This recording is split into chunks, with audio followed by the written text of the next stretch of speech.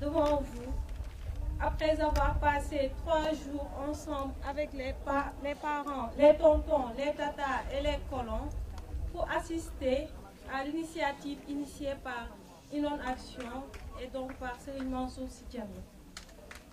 Présentement, je suis en train de faire une thèse sur la reconstruction des identités dans la banlieue, logique sociale et jeu d'acteurs.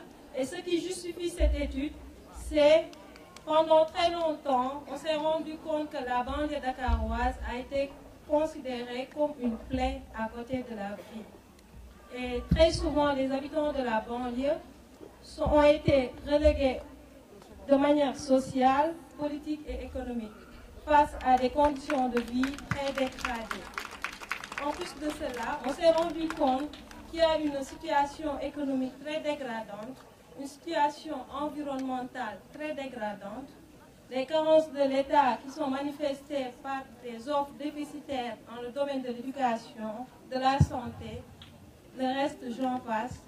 Et si on tient compte des projections démographiques, on se rend compte que les pays de l'Afrique de l'Ouest, notamment le Sénégal, traversent ce qu'on appelle un dividende démographique. C'est-à-dire, d'ici à 2050, on sera en face de beaucoup de jeunes qui ont des besoins spécifiques dans le domaine de l'éducation, de la santé, des emplois à pouvoir. Et donc, si on tient compte des enfants qui sont ici présents, qui ont entre 8 et 12 ans, on peut sans doute se dire que ces enfants-là auront entre 42 et 48 ans d'ici à 2050. Donc, il est urgent de prendre en compte cette enfance, ces enfants qui sont appelés à devenir des adultes. Et comme on le dit en Wolof, donc il est urgent que les décideurs, les populations s'accaparent de ce problème. Il est important que les décideurs, les populations se saisissent de ce problème et prennent en main cette jeunesse. Comme on le dit toujours en Wolof, donc nous on a la responsabilité d'accompagner, d'assister, de former et de favoriser un environnement ouvert aux enfants qui sont ici présents. C'est pourquoi moi je suis présente pour participer à cette activité et aussi demander à l'ensemble des décideurs, à l'ensemble des parents, à l'ensemble des tontons, des tatas qui sont ici présents, de continuer à accompagner les enfants parce qu'ils sont l'avenir de demain. Voilà, de manière sociale. Merci. Et c'est ça.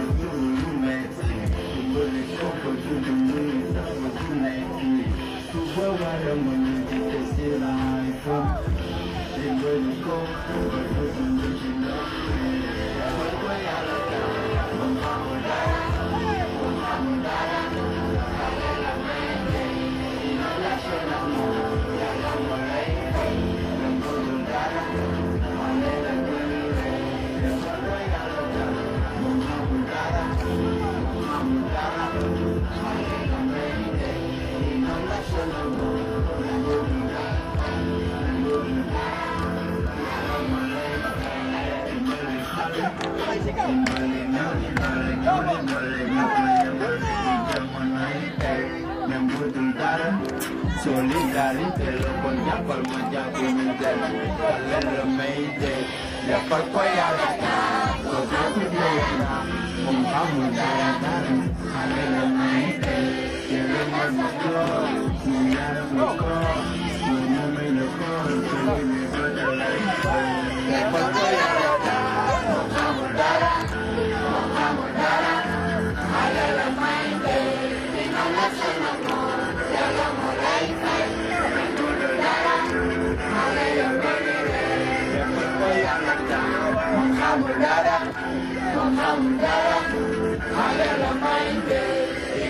national moom yàlla du dara membre du dara yàlla moo lay bëgguma gis xale bu jooy suñu gaal inondation moom yàlla moo lay bëgguma gis xale bu jooy suñu gaal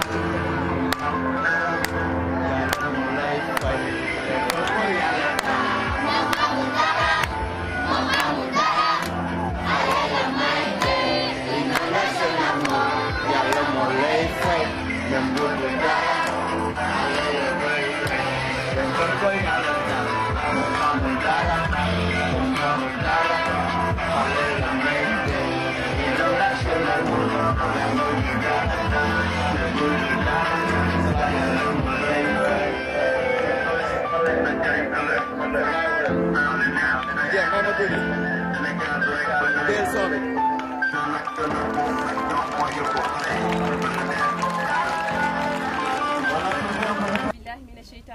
بسم الله الرحمن الرحيم اللهم صل على سيدنا محمد وعلى آله وسلم.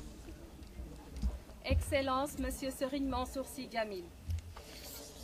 Excellences, Mesdames, Messieurs les représentants des organisations partenaires de Inonde Action, Monsieur le représentant de la ville de Saint-Louis, représentant du maire de la ville de Saint-Louis, Monsieur le représentant du maire de la ville de Pikine, Mesdames, Messieurs les représentants de partis politiques et des organisations de la société civile, honorables chefs religieux et coutumiers, distingués invités. Permettez-moi tout d'abord de vous remercier encore une fois pour la remarquable disponibilité dont vous faites preuve en honorant de façon si constante notre collectif Inonde Action à chaque fois que vous êtes sollicités. Nous y voyons la haute considération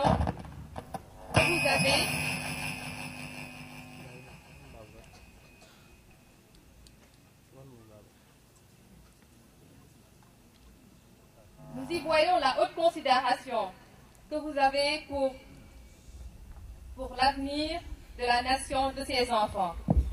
Cela traduit aussi le niveau et la qualité de la culture de solidarité et le partage atteint dans notre pays. Mesdames, Messieurs, notre pays connaît des inondations récurrentes, de plus en plus dangereuses et de moins en moins gérables. Ces inondations causent chaque année, surtout pendant la période hivernale, beaucoup de dégâts, des dommages aux habitations, des pertes humaines et matérielles, des épidémies, des maladies, des déplacements de population et des populations et des problèmes de relogement pour ne citer que cela. Les inondations sont devenues un facteur bloquant au développement harmonieux de notre pays parce qu'elles occasionnent des pertes économiques énormes et dégradent notre environnement. Elles créent surtout des crises sociales et perturbent notre système éducatif. Les conséquences sont lourdes, comme en témoignent tous les jours les populations qui vivent dans les conditions très difficiles, voire inhumaines pendant des années. Ces populations sont très fatiguées, vivent, mangent et dorment dans les eaux, souvent sans aide aucune. L'éducation et l'avenir de leurs enfants sont menacés. Face à l'indifférence de certains acteurs, notre société fait face à une perte de valeur et de repères qui met en péril les fondements même de la nation.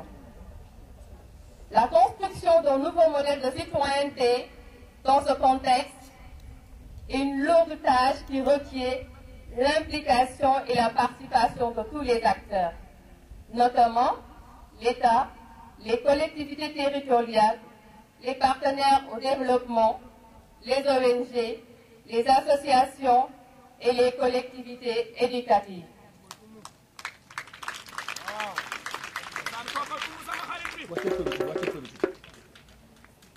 Dans leurs principes comme dans leurs fins, ces collectivités se préoccupent de l'éducation et de la formation de notre jeunesse. C'est dans leur finalité morale, sociale, économique, psychologique que ces structures éducatives trouvent leur légitimité et leur fondement. Ces collectivités éducatives s'appuient sur des activités variées pour donner aux enfants une chance d'accéder aux loisirs, à la culture, tout en jouant la carte de l'épanouissement et de l'esprit citoyen. Nous n'avons pas le droit de laisser s'effacer le sourire du visage des enfants. Pour cela, une implication responsable des acteurs à tous les niveaux est nécessaire pour alléger les conséquences et la perte des populations, en particulier des enfants. En effet, les besoins de l'enfant doivent être un point de convergence de tous les citoyens de toute obédience. C'est là le combat qu'Inonde Action compte poursuivre avec l'appui de toutes les bonnes volontés. Pour ma part, je profite de cette tribune pour lancer un appel à tous pour ensemble conjuguer nos efforts. Un appel pour redonner leur place à tous ces enfants, que les phénomènes naturels sont souvent privés de leurs droits les plus élémentaires, le droit à l'enfance heureuse.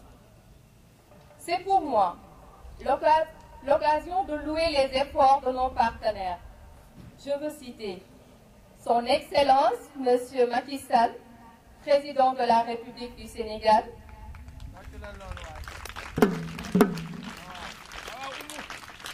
M. Moustapha Niasse, président de l'Assemblée nationale, M. Mohamed Diop, Premier ministre, la Banque islamique de développement, la Banque islamique du Sénégal, M. Mansour Faye, maire de la ville de Saint-Louis, parrain de cette édition, M. Salim Dione, ancien sénateur, le ministère de la Famille, M.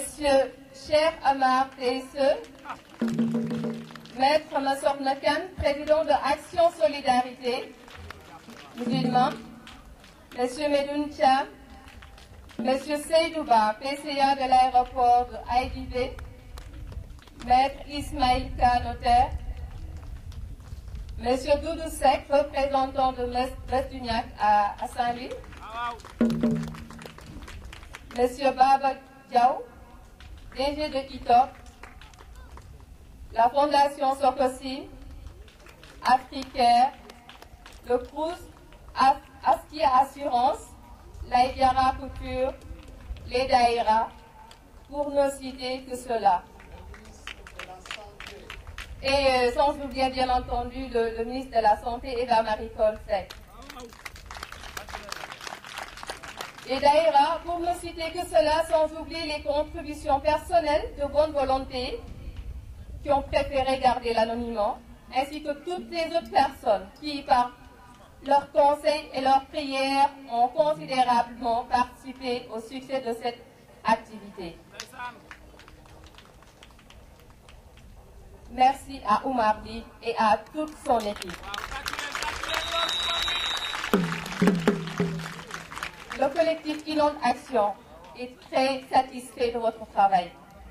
Ablaye Dian, François, Dodo, Malo, Ablaye Ndiaye, Ibrahim Assi, Sorna Khadi Chao, sans oublier notre ami Adakoli. Et tous les moniteurs.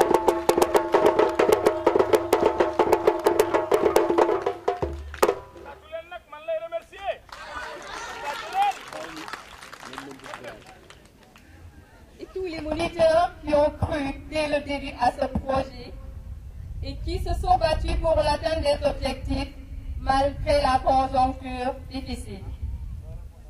Gérer dans d'excellentes conditions, 600 colons, 200 encadreurs pendant plusieurs semaines nécessite un savoir-faire personnel. mais aussi un management, car ayant sous son autorité une présence, ayant à son autorité une équipe dynamique et disponible, toujours présente aux appels et aux attentes 24 heures sur 24 à chaque fois que de besoin. Merci aux transporteurs, je veux nommer les Médinambou, qui nous ont permis d'amener les enfants en toute sécurité, ce qui est un apport inestimable. Permettez-moi aussi de remercier chaleureusement le collectif d'Inonde Action, qui en si peu de temps a exécuté, comme d'habitude, un travail remarquable, qui nous a permis d'avoir ces bons résultats.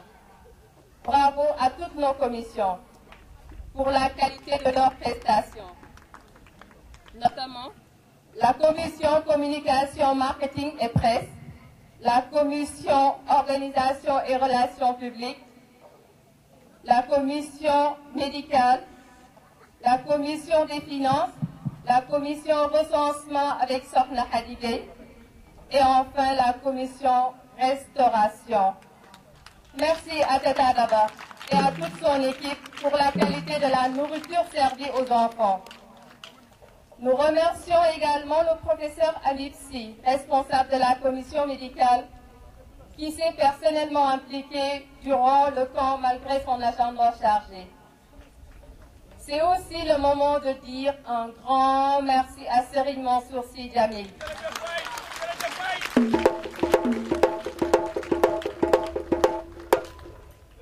Merci à Serigne Mansour Sy Djamil d'avoir eu cette généreuse et noble idée, de l'avoir mis à exécution, de nous avoir associés à l'activité à un niveau de responsabilité élevé et surtout d'être fortement attachés à l'humilité et à l'humanisme, conformément aux principes canoniques de la religion et à la tradition prophétique. Serigne Mansour Sy Djamil offre à suffisance le modèle du citoyen accompli, du croyant fervent, du militant acharné de la cause de l'enfant. Serigne Mansour Sy Djamil. Serigne Bi, le collectif Inonde Action, prie pour qu'Allah subhanahu wa ta'ala vous accorde longue vie, bonne santé et suffisamment de ressources pour la réalisation de vos vœux, chère émancipation de l'humanité dans son intégralité. Amen. Jërëjëf à Sokhna Aïda, mère des enfants d'Inonde Action, qui malgré sa discrétion a été toujours présente par ses conseils et ses multiples actions en faveur d'Inonde Action. Nous remercions également Mansour Sy Djamil, homme d'affaires, pour ses nombreuses contributions en faveur de la colonie. Il a toujours été présent. Choukran à la famille de Baye Djamil pour ses prières, mais aussi et surtout ses contributions de toutes sortes. Merci aux parents des colons pour leur confiance renouvelée, car sans cette confiance, Inonde Action n'aurait pas pu réaliser ce projet. Nous voulons, pour terminer, dire notre engagement à toujours œuvrer aux côtés de Serigne Mansour Sy Djamil pour le triomphe des idéaux de paix, de solidarité, de justice et de fraternité. Qu'Allah subhanahu wa ta'ala bénisse nos enfants qui sont l'avenir de ce pays. Je vous remercie pour votre aimable attention. L'Université Gaston Berger. Oui, nous remercions également l'Université Gaston Berger. Alors, je veux terminer avec les enfants. Allez, nous n'allons. Tey dama xaw a feebar te triste parce que yéen a ngi waaj a dem mais pour moom wér ak sama triste day dama bëgg soo leen yéegee ngeen yaru ngeen jàng bu baax mais ñaan bu nga xam ni bëgg naa aussi ngeen defal ma ko mooy ngeen ñaanal bu baax maam Serigne Mansour Sy Djamil. Tournez-vous s'il vous plaît. Merci.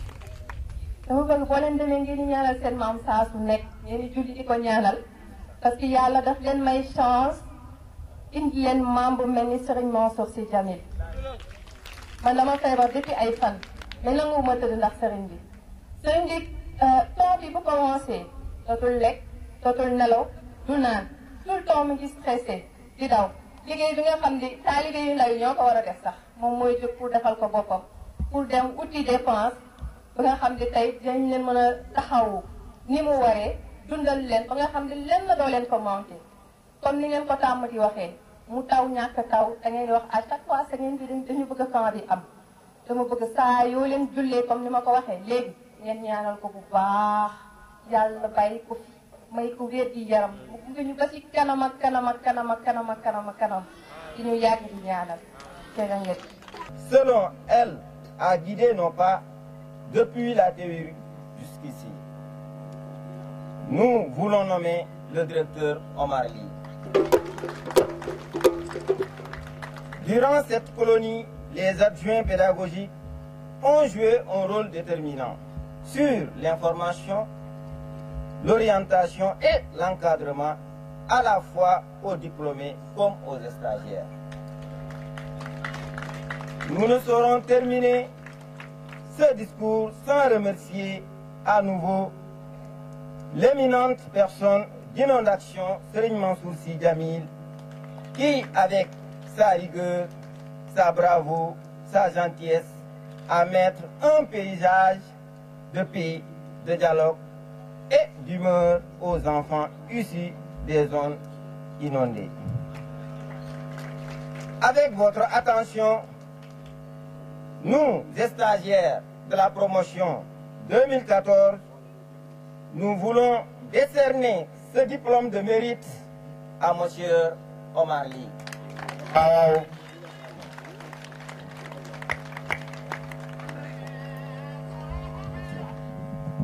Ce diplôme donc est décerné au directeur général qu'on appelle maréchal. Voilà. Alors, qu'est-ce qu'on lit sur le diplôme? Vous permettez, afin qu'on puisse partager, parce qu'on ne lit pas tous ensemble. Diplôme de mérite est décerné à monsieur le directeur Omar Ly pour son dévouement et son professionnalisme dans les activités pédagogiques et administratives en qualité éducative. Les moniteurs et monitrices, on veut dire, stagiaires de la promotion 2014 vous félicitent et vous gratifient ce présent diplôme pour vous magnifier leur satisfaction. On applaudit encore une fois. Voilà, vraiment. Directeur. Un geste très salutaire à l'endroit du directeur.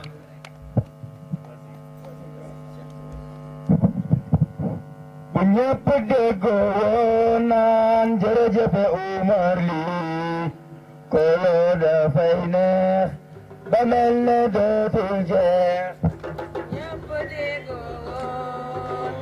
أعوذ بالله السميع العليم من الشيطان الرجيم. بسم الله الرحمن الرحيم. السلام عليكم.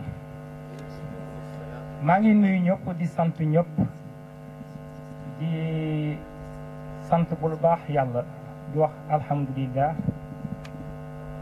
alhamdulillahi alladi hadana li hada ndax lii yëpp bu sottee yàlla sunu borom la di wax nag ni xëy na dog mënta ñàkk li am solo mooy yéene rek yéene gi sell na rafet na te lii yëpp kii ka waral kii ka tax mu egg fi yëpp mooy Serigne Mansour Sy Djamil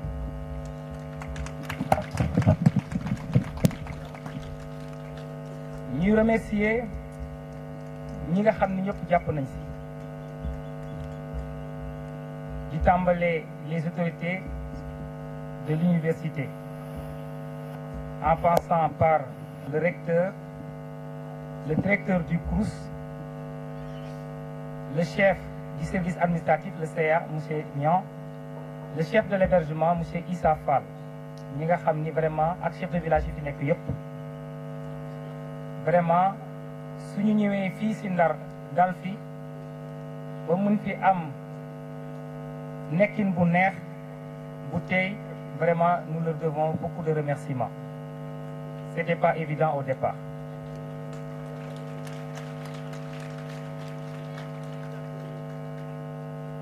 Excellence, Monsieur l'honorable député Serigne Mansour Sy Djamil, Monsieur ou Messieurs les représentants, Messieurs les maires de Pikine, puisque les adjoints aux maires de Pikine sont là, Monsieur ou Messieurs les représentants de Monsieur le ministre Mansour Faye, également Premier magistrat de la ville de Saint-Louis, qui a l'honneur de recevoir cette colonie de vacances spéciale Colovac Inondation ici à Saint-Louis et qui en est également le parrain.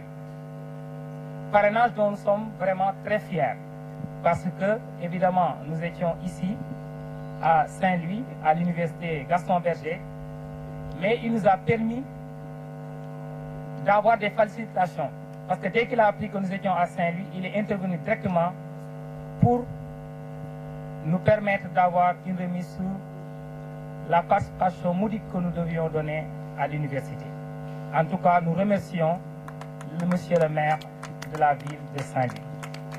Comme également nous remercions tous les autres maires du Sénégal, en particulier le maire de Pikine, qui n'a jamais ménagé des efforts pour nous soutenir. Nous remercions donc les autorités de la Banque islamique, le ministère de la Santé, le ministère de l'Enseignement supérieur, puisque cette année, nous avons pu bénéficier à un programme spécial, donc avec l'informatique, avec les CRE.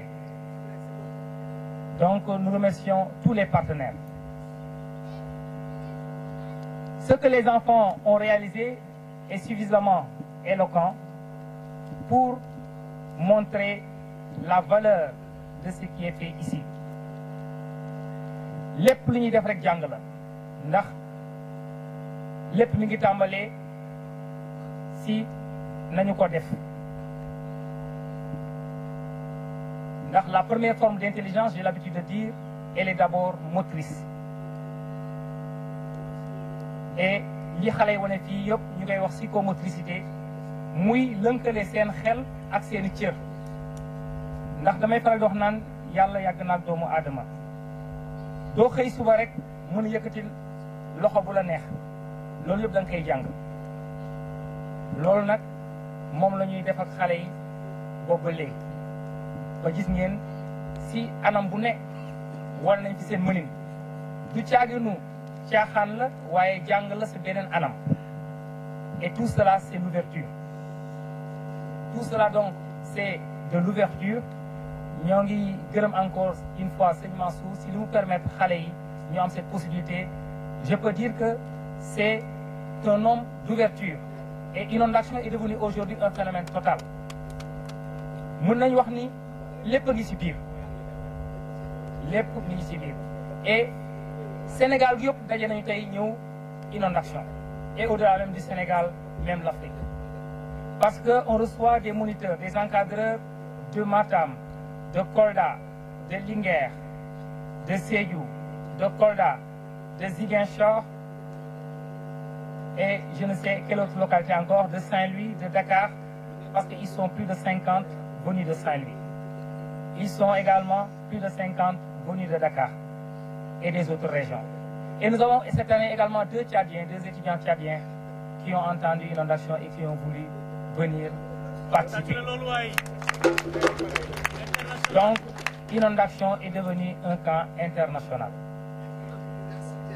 Voilà. Et nous avons reçu également une universitaire, en l'occurrence, Madame Diao Né Khadijatou Diagne, qui a fait tout à l'heure son allocution devant vous.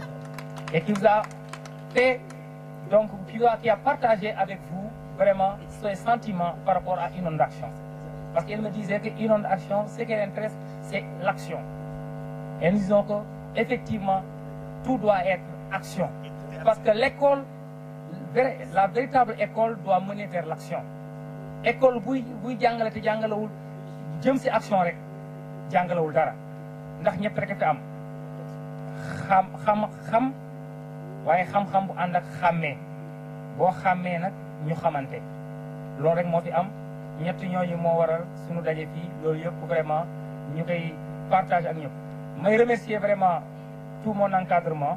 Ils m'ont fait quelque chose qui m'a un peu touché tout à l'heure parce que peut-être parfois même je me dis que je les fatigue trop parce que des fois j'ai beaucoup d'ambition, peut-être qu'ils dépassent un peu nos moyens, mais quand même ils se déploient corps et âme malgré les difficultés.